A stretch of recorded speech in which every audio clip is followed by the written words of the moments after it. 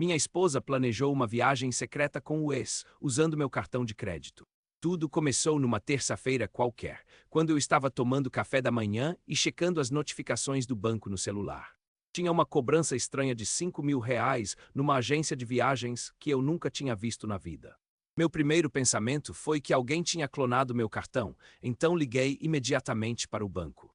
A atendente me disse que a compra tinha sido feita online, com todos os dados corretos, inclusive o código de segurança.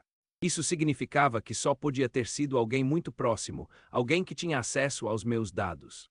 Minha esposa estava no banho quando descobri isso e eu fiquei ali parado na cozinha, sentindo o estômago revirar.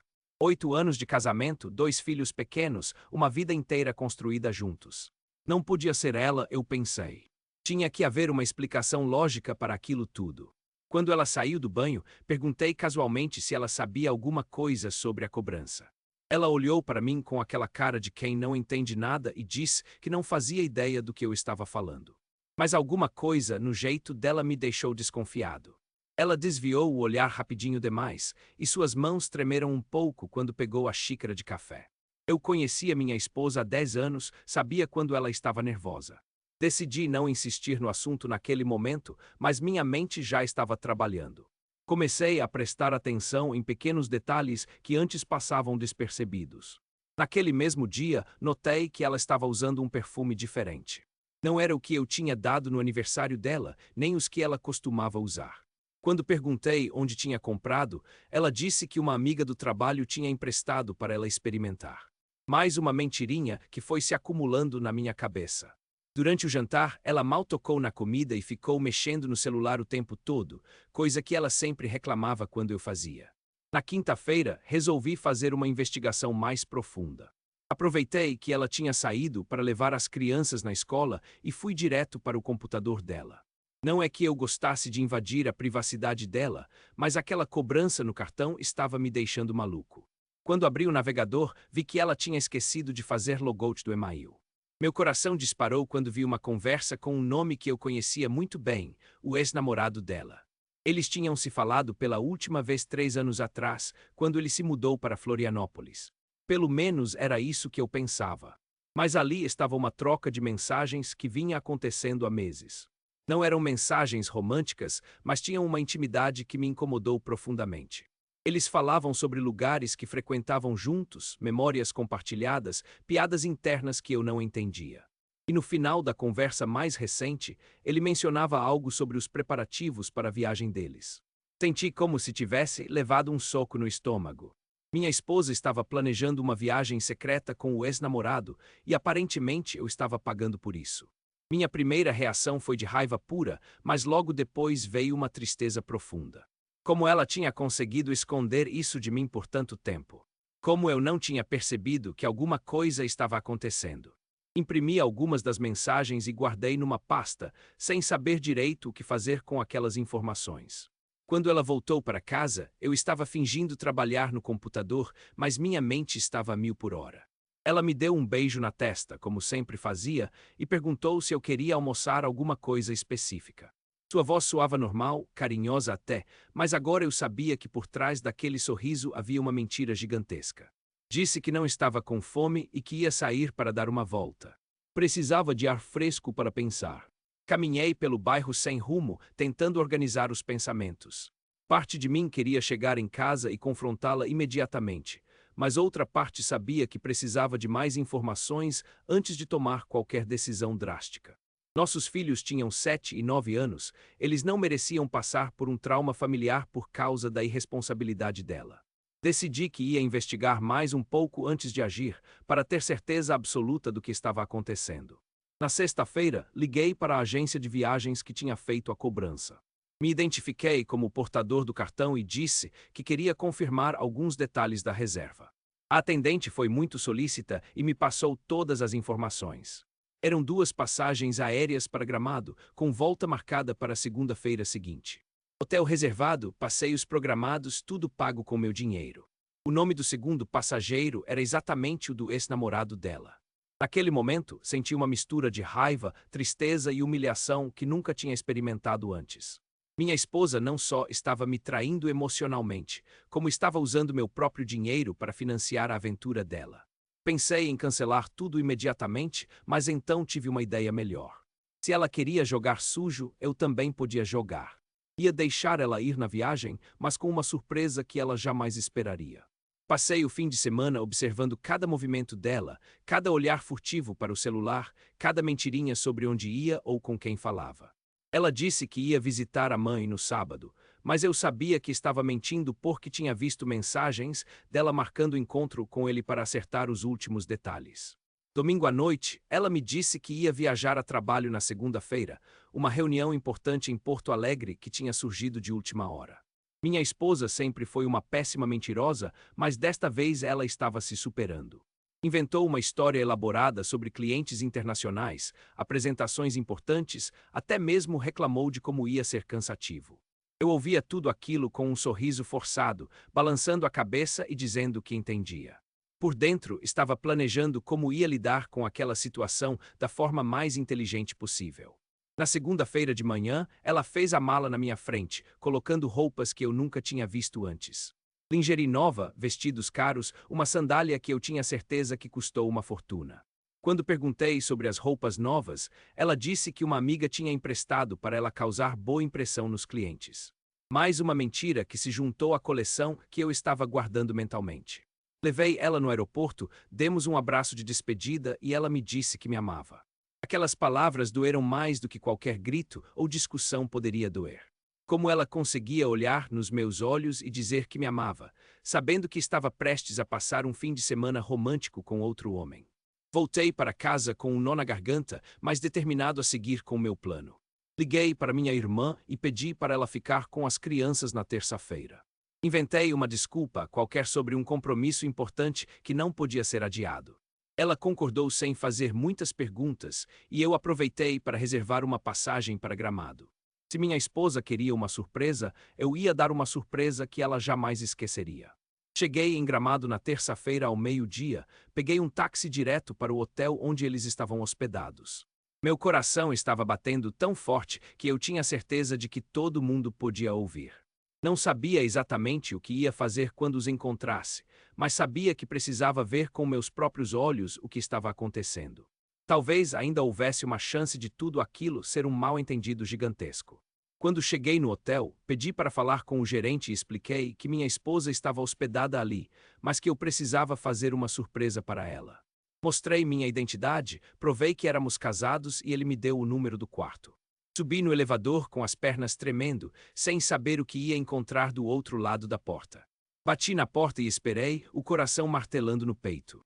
Quando a porta se abriu, vi minha esposa usando um roupão do hotel, com o cabelo desarrumado e uma expressão de pânico absoluto no rosto. Atrás dela, sentado na cama, estava ele.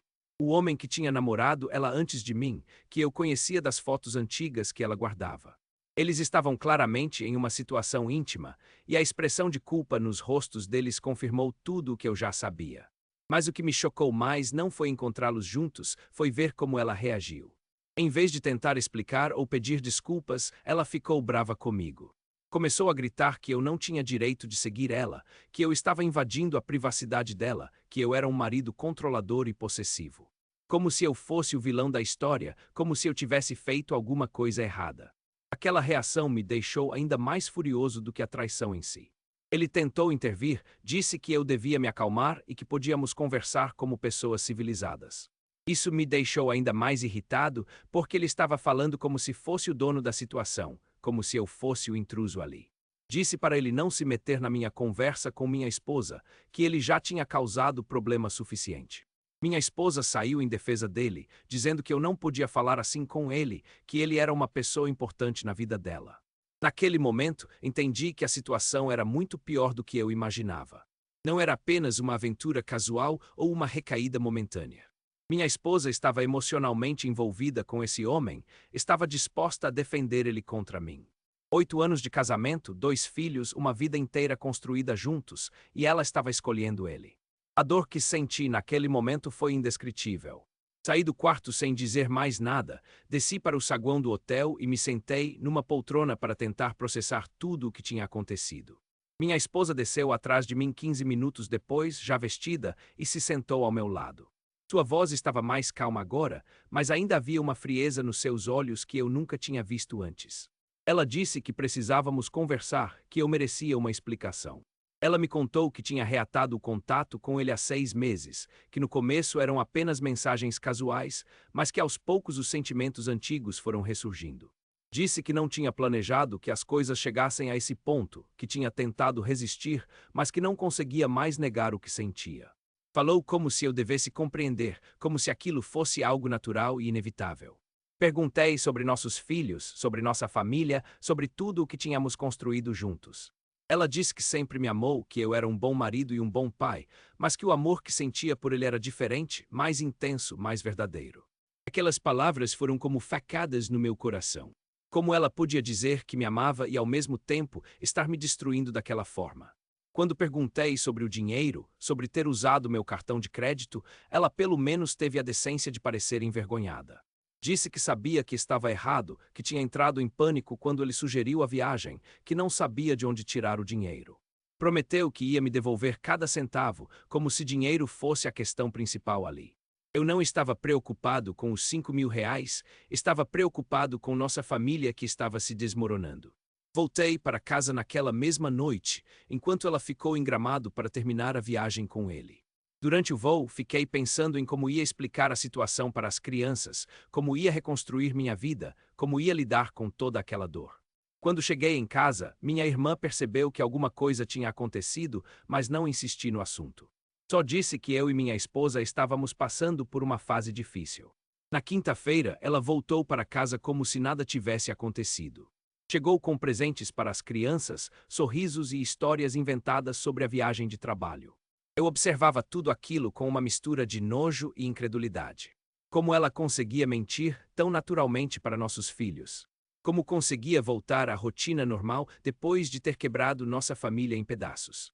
Naquela noite, depois que as crianças dormiram, tivemos uma conversa definitiva. Ela disse que queria pedir o divórcio, que não conseguia mais viver uma mentira, que merecia ser feliz. Falou como se eu fosse o obstáculo para a felicidade dela, como se nosso casamento fosse uma prisão. Concordei com o divórcio, mas deixei claro que ia lutar pela guarda das crianças. Ela não podia destruir nossa família e ainda querer levar meus filhos embora. Nos dias seguintes, a situação em casa ficou insuportável. Dormíamos em quartos separados, mal nos falávamos, e as crianças começaram a perceber que alguma coisa estava errada.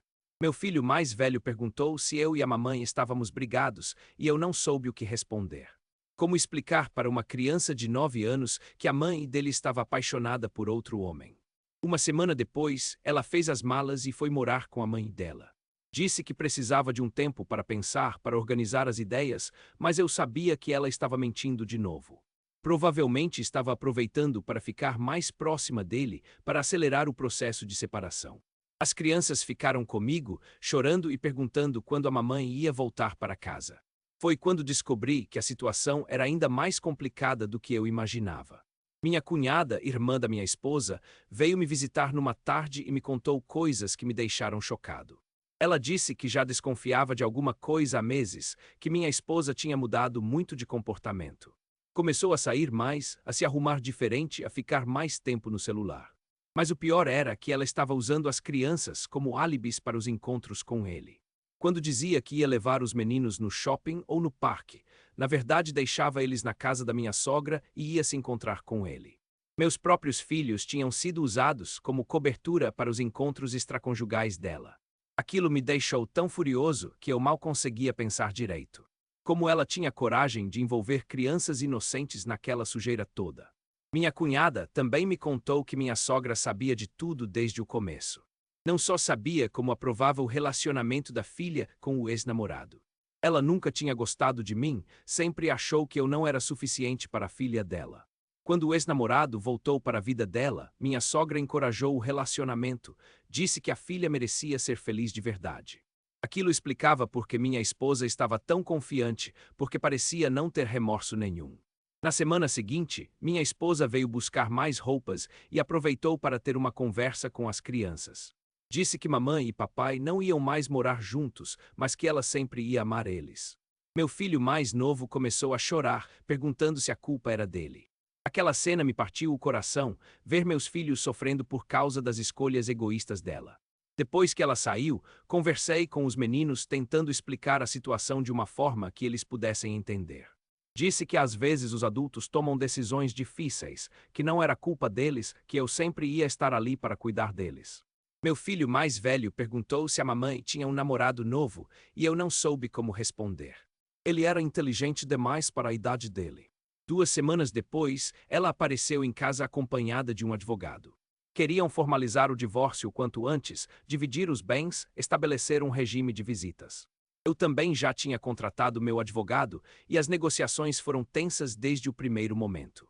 Ela queria ficar com a casa, com o carro melhor, com uma pensão alta, como se fosse vítima da situação. O que me deixou mais indignado foi quando ela pediu a guarda compartilhada das crianças. Disse que era mãe tanto quanto eu era pai, que tinha direito de ficar com os filhos dela. Meu advogado argumentou que ela tinha abandonado o lar, que tinha usado os filhos como álibis para traições, que não estava oferecendo um ambiente estável para eles. A briga judicial prometia ser longa e dolorosa. Durante esse processo, descobri mais detalhes sobre o relacionamento dela com o ex-namorado. Através de uma amiga em comum, soube que eles estavam planejando morar juntos em Florianópolis. Ele tinha um negócio próspero lá e ela estava pensando em se mudar com as crianças. Aquilo me deixou desesperado, imaginar meus filhos sendo criados por outro homem, longe de mim em outra cidade. Foi quando tomei uma decisão que mudaria tudo. Liguei para o chefe dela e contei toda a situação. Expliquei que ela tinha usado o cartão de crédito da empresa para financiar viagens pessoais, que tinha mentido sobre compromissos de trabalho, que estava usando o horário de expediente para resolver assuntos pessoais. Não era vingança, era justiça. Ela não podia destruir nossa família e ainda sair ilesa. A reação foi imediata. Ela foi demitida por justa causa, perdeu todos os benefícios e ainda teve que responder a um processo interno por uso indevido de recursos da empresa. Quando soube que tinha sido eu quem denunciou, ela veio até minha casa numa fúria absoluta. Disse que eu tinha destruído a vida profissional dela, que eu era um homem mesquinho e vingativo. Mas eu não senti remorso nenhum, ela tinha escolhido o caminho da desonestidade.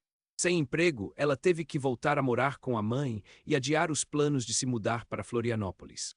O ex-namorado, que parecia tão apaixonado quando ela tinha estabilidade financeira, começou a ficar mais distante. Aparentemente, sustentar uma mulher desempregada com 2 filhos não estava nos planos dele. Minha cunhada me contou que eles estavam brigando muito, que ele estava pressionando ela para resolver a situação logo. 3 meses depois do início do divórcio, recebi uma ligação inesperada. Era minha esposa, chorando, pedindo para conversarmos. Disse que tinha cometido um erro terrível, que queria tentar reconquistar nossa família, que ainda me amava. Eu ouvi tudo em silêncio, sem acreditar no que estava ouvindo. Ela falou como se pudesse simplesmente voltar atrás, como se pudesse desfazer toda a dor que tinha causado. Quando perguntei sobre o ex-namorado, ela disse que tinha terminado com ele, que tinha percebido que o que sentia não era amor verdadeiro, que tinha sido uma fase de confusão.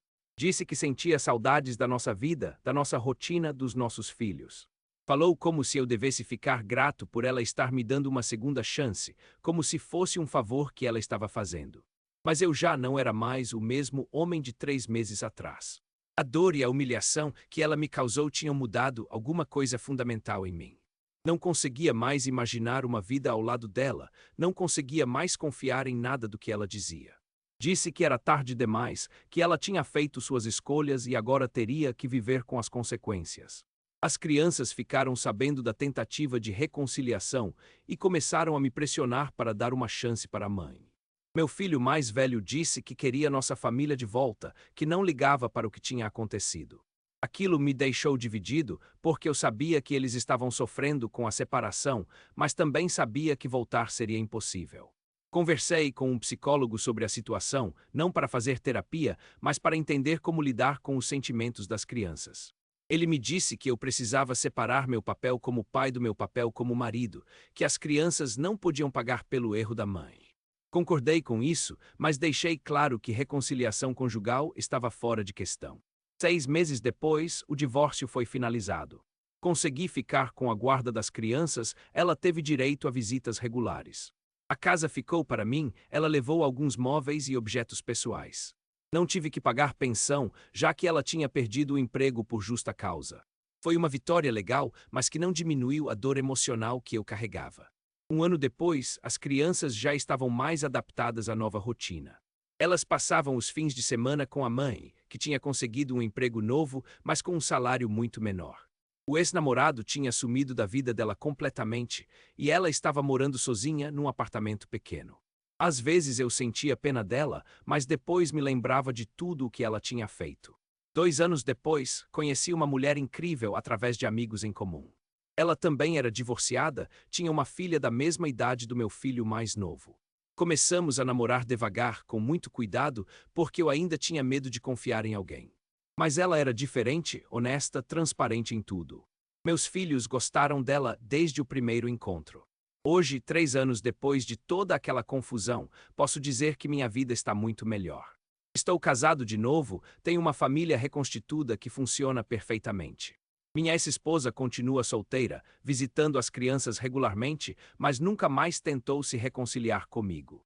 Acho que ela finalmente entendeu que algumas coisas não podem ser consertadas. As crianças cresceram, se adaptaram e hoje entendem melhor o que aconteceu. Meu filho mais velho já tem 15 anos e me disse que não me culpa por não ter perdoado a mãe.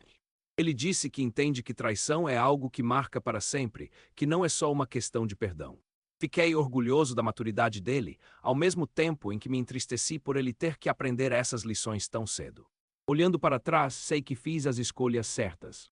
Não foi fácil, doeu muito, mas foi necessário. Minha ex-esposa destruiu nossa família por um capricho, por uma paixão que durou apenas alguns meses. Ela perdeu um marido fiel, uma família estável, uma vida confortável. Eu perdi uma esposa, mas ganhei minha dignidade de volta e isso não tem preço. Hoje eu sei que o amor verdadeiro não é só sentimento, é também compromisso, lealdade e respeito. Minha esposa atual entende isso, vive isso e por isso nossa relação é sólida. Não tenho mais medo de ser traído, não porque tenha certeza de que isso nunca vai acontecer, mas porque sei que sou forte o suficiente para lidar com qualquer situação. A vida me ensinou que as pessoas mostram quem realmente são nos momentos difíceis. Minha ex-esposa mostrou que era capaz de mentir, trair, usar os próprios filhos como álibis, destruir uma família inteira por um capricho. Eu mostrei que era capaz de lutar pelos meus direitos, proteger meus filhos, reconstruir minha vida com dignidade. E no final isso fez toda a diferença.